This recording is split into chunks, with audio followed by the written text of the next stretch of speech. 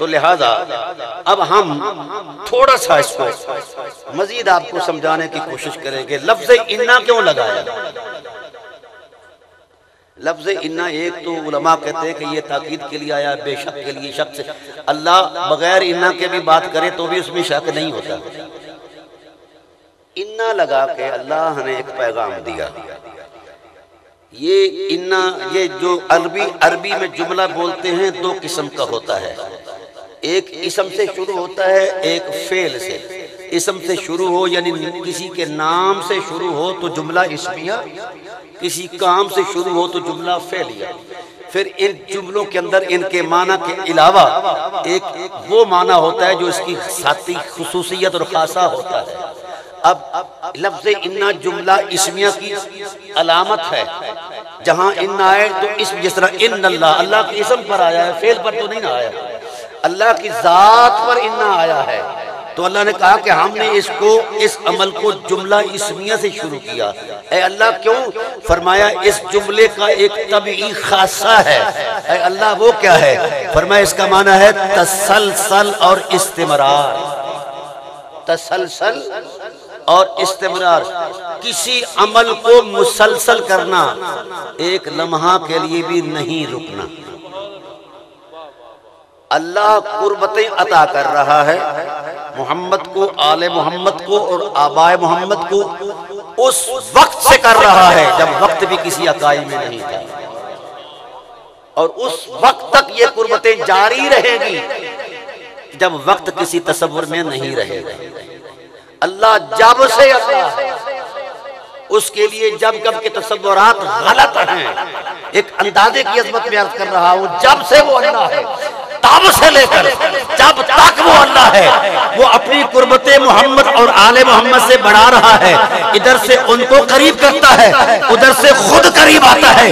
دنا فتدلّا فکان قاب قوسین کی تعبیر یوں بیان ہوتا ہے کہ یہ قربتوں کا تسلسل اس وقت سے ہے جب وقت بھی کسی عقائی میں نہیں تھا، اس وقت تک رہے گا جب وقت کسی پیمانے میں نہیں رہے گا.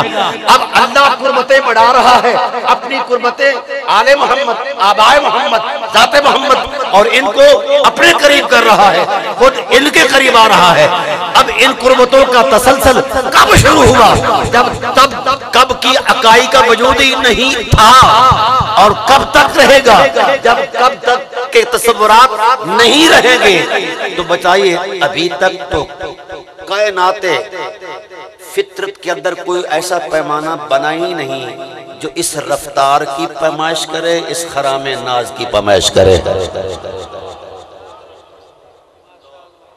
کتنی مسافتیں ہیں اس کی قربت کی، کہاں ہے اس کی قربت کا تقدس، کب سے شروع ہوا، کیسے کر رہا ہے، اس کی کمیت کیا ہے، کیفیت کیا ہے. یہ بات اہم عرض کرنا چاہتا ہوں اہل علم کے لیے. تو جو چیز عالم شہادت میں غیر مری ہو، عالم امر میں غیر مری ہو، یعنی وہ چیز جو آنکھ نہ دیکھ سکے، کان نہ سن سکے، خیال میں اس کا احاطہ نہ آ سکے، شعور کی پرواز وہاں تک نہ پہنچ سکے، اس کو کہتے ہیں غیب کی حقیقت. کیا ہے؟ کائنات کا کوئی علم اس کا احاطہ نہیں کر سکتا، نہ کوئی عالم کر سکتا ہے. تو ابھی تک تو آل محمد کے خرام ناز کا احاطہ نہیں کیا جا سکا، ان کی ذاتوں کا احاطہ کیسے ہو سکتا ہے؟ کس پیمانے میں تولو گے بھائی؟ کس ٹائٹل پر تولو گے؟ قرآن نے جتنے بھی کرداروں کو بیان کیا، غزوات کے کردار ہیں، تشریعی اعتبارات کے کردار ہیں، انفاق فی سبیل اللہ کے کردار ہیں. اس میں صحابہ بھی شریک ہیں، صحابہ بھی انفاق فی سبیل اللہ کرتے رہے، غزوات میں شریک رہے. لیکن کوئی کردار قدرتی کی نظر میں ایسا تھا محمد، آبائے محمد اور آل محمد کا، اس میں اس عظمت میں نہ کوئی صحابی شریک ہوا، نہ کوئی اور شریک ہوا. اس ماحول میں اگر کوئی حقیقت ہے تو یا ذات خدا کے جلوے ہیں یا آل محمد کے احساسات فطرت ہیں. روئے کائنات کے اہل علم کو فقیر چیلنج کرتا ہے. کائنات کا کوئی شخص اس آیت کا معنی سوائے آل نبی کے، ذات نبی کے، آبائے نبی کے کسی اور کو کر کے دکھائے۔ قدرت نے ایسی حصار، ایسی دیوار کھینچی کہ اس حرم میں نہ کوئی آ سکتا ہے نہ جا سکتا ہے۔ یہ وہ حرم ہے جسے صرف خدا جانتا ہے یا مصطفیٰ جانتے ہیں۔ اس کے تقدس کی حرمت کو اور کوئی پیمانہ کائنات میں نہ علم میں ہے، نہ کائنات کے کسی تصور میں ہے، نہ کسی شعور کی پرواز میں ہے۔ تو بھئی جہاں عقل، شعور، علم بس ہو جائیں، ان حقیقتوں پر ایمان لایا جاتا ہے، بحث نہیں کی جاتی۔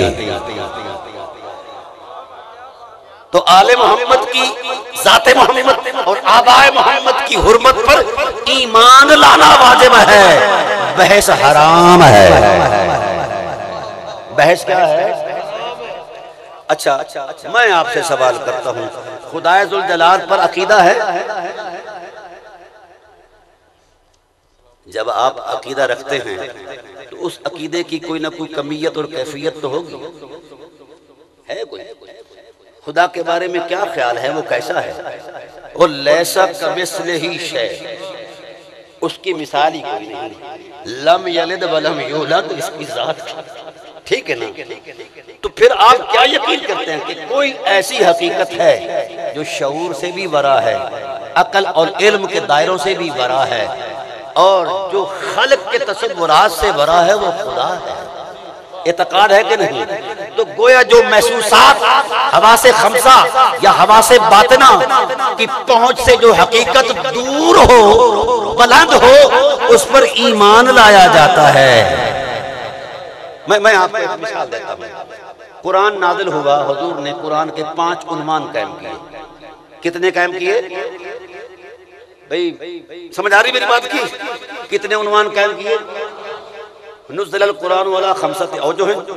حضور نے فرمایا 5 عنوان پر قرآن نازل ہوا، الحلال والحرام والمحکم والمتشابہ والقصص والامثال۔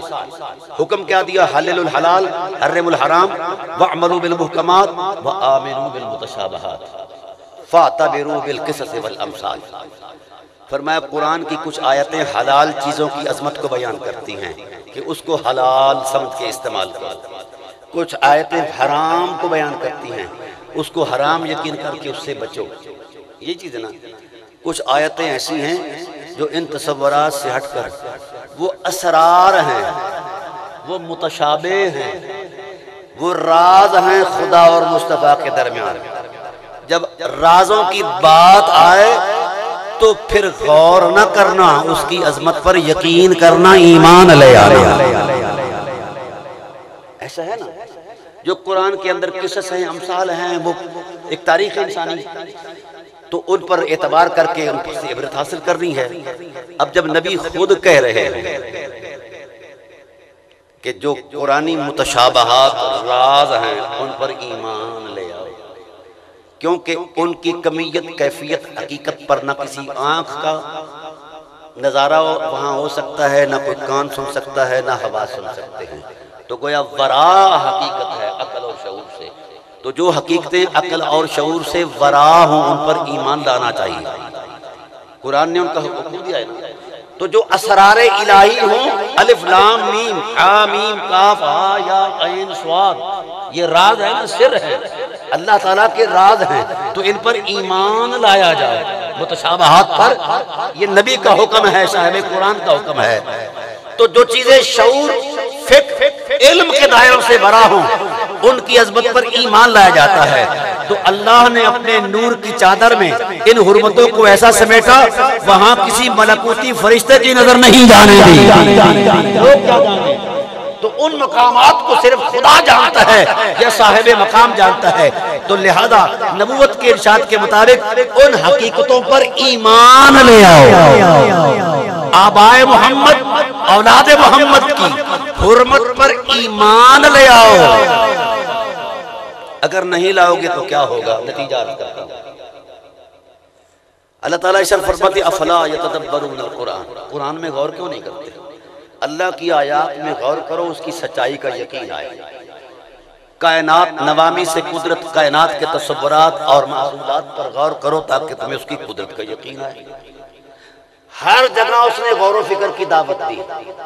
فرمایا جب مرتبہ محمد آئے وَخُذْتُمْ كَالَّذِي خَاضُوا أُولَٰئِكَ حَبِطَتْ أَعْمَالُهُمْ، محمد اور آل محمد پر کوئی غور کرے گا تو تباہ ہو جائے گا،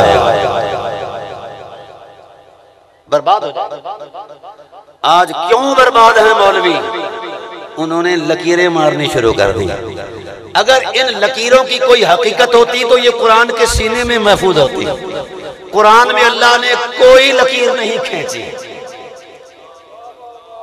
سینہ نبوت اور نطق نبوت پر کوئی ایسی لکیر نہیں جو ملا نے بنائی ہے۔ ملا جھوٹا ہے، مولا سچا ہے۔ جو لکیریں مارتا ہے، لکیریں ہیں ہی نہیں۔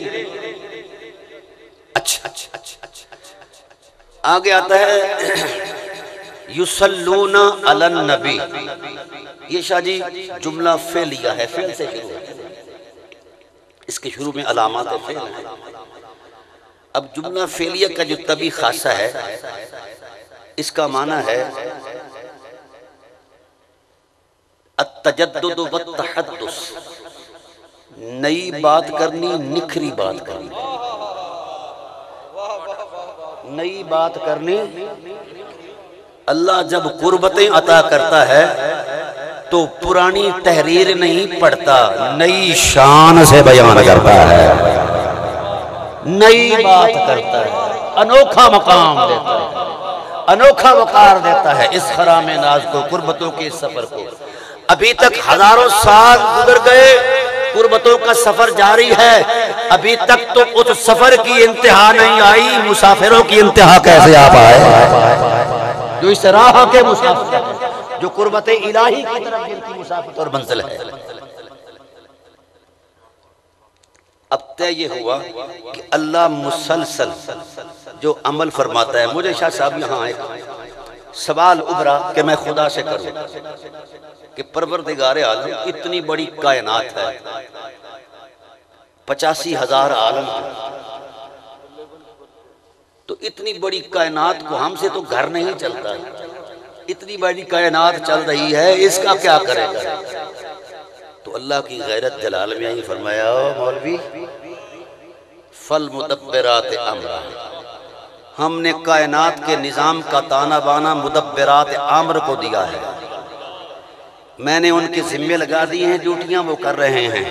تو مدبرات امر نے بھی یہی سوال کیا جو تو کر رہا ہے، تو میں نے کہا مدبرات امر جو تمہیں حکم دیا ہے اس پر کام کرو اور اپنا ڈیوٹی اور فریضہ سر انجام دو، مجھے اب نہ پوچھو، نہ بتاؤ، نہ چھیڑو، میں جو کر رہا ہوں اس کرنے سے مجھے فرصت ہی نہیں ہے۔ اے اللہ تو کیا کر رہا ہے؟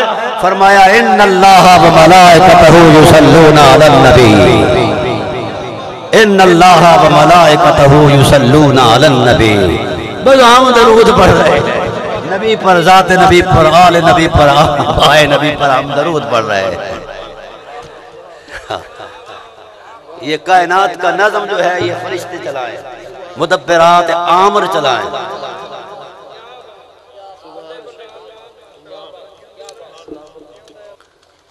آئیے میں تھوڑا سا معرفت محمد اور آبائے محمد کے حوالے سے تھوڑی سی بات آگے چلاتا ہوں۔ جب اہل علم کے سامنے یہ آیت آئی تو ہر اہل علم نے اپنا زاویہ نظر اور تحقیق کے مطابق اس پر بات کی۔ میں ساری باتوں کو بیان کرنا چاہوں تو صدیاں لگ جائیں، لیکن اس بات کا اتمام اور کمال مکمل نہ ہو۔ میں صرف دو لفظ بیان کروں گا تاکہ عنوان کی طرف آ پاؤں۔ حضرت امام بخاری علیہ رحمہ کے استاد ہیں امام ابو العالیہ، ان سے کہا گیا کہ آپ علم تفسیر میں، معارف قرآن میں بڑے ماہر ہیں، حدیث کے استاد ہیں، اس جملے کو خدائے ذوالجلال نے جو ارشاد فرمایا ہے آپ کے ہاں اس کا معنی اور مفہوم کیا ہے؟ وہ کانپ گئے، وہ مجھ سے پوچھتے ہو؟ وہ جس حقیقت کو خدا نے اپنے نور کے پردوں میں چھپا رکھا ہو اس بارے میں مجھ سے پوچھتے ہو؟ میرے دل کے اندر جو ایک نور پیدا ہوا ہے اللہ تعالیٰ کی اطاعت کے حوالے سے، آل محمد کے محبت کے حوالے سے، اس نور نے میرے دل میں ایک سرور کی کیفیت پیدا کر کے گواہی دی ہے، اے عظم شانہ، اے ثناء۔ درود یصلون کا معنی امام بخاری کے امام نے کیا کیا؟ کہتے ہیں کہ اللہ اپنی، قرآن کہتا ہے نا جی وَإِن مِّن شَيْءٍ إِلَّا يُسَبِّحُ بِحَمْدِهِ، کائنات کا ذرہ ذرہ خدا کی ثنا کرتا ہے، ایسا ہے نا، کائنات کا ذرہ ذرہ خدا کی ثنا کرتا ہے، لیکن فرمایا میں نے خدائے ذوالجلال کی مشیت کے منظر نامے کو دیکھا تو میں نے دیکھا اے عظم شانہ یصلون علی النبی کا معنی کیا کرتے ہیں؟ وہ کہتے ہیں کہ کائنات کا ہر ذرہ خدا کی ثنا کرتا ہے اور خدا محمد اور آل محمد کی ثنا کرتا ہے۔ اب اگر اسی تسلسل کو شاہ جی سامنے رکھا جائے جملہ اسمیہ کی عظمت میں کہ وہ اللہ جس کام کو مسلسل کرتا ہے، اور کیسے مسلسل ہے اس کا تسلسل؟ بھائی ہم تقریر کر رہے ہیں، آپ سن رہے ہیں، آپ میں کچھ تھکے ماندے ہوں گے، کسی کو نیند آ جائے گی، میں تھک جاؤں گا، ایسا ہے نا۔ اللہ فرماتے ہیں لا تأخذہ سنۃ ولا نوم، میں نہ تھکتا ہوں، نہ اونگتا ہوں، نہ سوتا ہوں، میں اپنے الوہی نظم کے ساتھ، الوہی لفظوں کے ساتھ، الوہی شان کے ساتھ محمد، آل محمد، آبائے محمد کی صفت و ثنا کرتا ہوں۔ اے اللہ بندے ہیں تیرے، چلو مقرب صحیح، کوئی رسول ہے، کوئی آل رسول ہے، کوئی آبائے رسول ہے، بندی ہے نا، کہاں ہاں ہے تو بندے، اس میں کوئی شک نہیں، مخلوق ہیں، پر ان کی خلق میں جو میرے پیار کا نور ہے وہ میری رحمت کو امادہ عظمت ایسا کرتا ہے کہ میں اپنی الوہی زبان کی ان کی ثنا کروں۔ کائنات کے ذرے میری ثنا کرتے ہیں، اور اب اسی نظم کو آپ سامنے رکھیں کہ چلو ایک دو لمحہ کے لیے قبلہ شاہ صاحب نے میری پذیرائی کر دی، ٹھیک ہے جی، وقت ختم ہو گیا جی، مجھے بٹھا دیا گیا، ایسا ہے نا۔ جو لفظ ان کے دامن میں تھے محبت کے، وہ انہوں نے پیش کر دیے۔ اب آئیے میں حضرہ تھوڑا سا قرآن پڑھتے ہیں۔ فرمایا کل یوم ہوا فی شان، ہم محبت پر پہرا کیسے دیتے ہیں؟ اللہ فرماتے ہیں کہ میں بے شمار لا تعداد شانوں کا مالک ہوں، ہر دن میں میری نئی شان ہے، ہر دن میں میں ہر دن میں نئی شان سے محمد اور آل محمد کی ثنا کرتا ہوں، پرانی کہانی نہیں دہراتا، کہی ہوئی بات نہیں کہتا، اگلی بات کہتا ہوں۔ اب آپ خدا کے علم کا ایک تصور قائم کریں کہ خدا کا اپنا علم کتنا ہے اور اس کی شان کتنی ہے، اس کے علم اور شان کے منظر نامے میں آپ جائزہ لیں کہ خدا کس شان سے کون سی ثنا کرتا ہے۔ اے عظم شان، اور پھر وہ مسلسل کرتا ہے، اور پھر یصلون کے ٹائٹل پر جو ضابطہ قائم ہوا، ہر لمحے نہیں۔ آپ ہو سکتا ہے کہ یہ میرے فرط جذبات ہوں یا لغت کا تسلسل ہو، آؤ ہم تھوڑا سا قرآن پڑھتے ہیں۔ فرمایا کل یوم ہوا فی شان، ہر دن میں میری نئی شان، ٹھیک، اور حضور سے فرمایا وما تکون فی شان وما تطلب منه من قرآن وما تعملون من عمل الا كنا علیکم شہودا۔ محبوب ہر دن میں، دن رات کا کتنا ٹائٹل ہے، ہر دن میں ایک شان کا ادار کرتا ہوں، لیکن تیری شانوں کا ادار ہر لمحے نئی شان ہوتی ہے، ہر لمحے نئی شان، ہر لمحے نیا وقار۔ میں الوہی تسلسل کے ساتھ محمد، آل محمد، آبائے محمد کی اپنے الوہی تسلسل کے ساتھ ہر لمحے نئی شان بیان کرتا ہوں، پرانی کہانی نہیں چھیڑا کرتا۔ ابھی تک تو خدائے ذوالجلال نے یہ نہیں فرمایا کہ اتنی شانیں تھیں، اتنی بیان ہو گئی، اتنی رہ گئی، الحمد کی الف سے لے کر والناس کی سین تک، اور حدیث کا لاکھوں ذخیرہ میں نے دیکھا ہے، کسی ایک حرف میں کوئی ایسا معنی علمی نہیں موجود ہوا کہ کسی لمحے میں خدا نے کہا ہو کہ یہ احاطہ اتنا ہے، یہ دائرہ اتنا ہے۔ فرمایا بھئی میں رب العالمین ہوں، محمد رحمت للعالمین ہیں، ٹھیک ہے نا؟ تو بھئی جب اللہ نے کوئی احاطہ اور لکیر اور تصور قائم نہیں کیا کہ اتنے ضربے اتنے ہیں، اتنے ضربے اتنے ہے، تو پھر ملا کو کس نے حق دیا ہے کہ ترازو لے اور آل محمد کا جائزہ لیتا پھر؟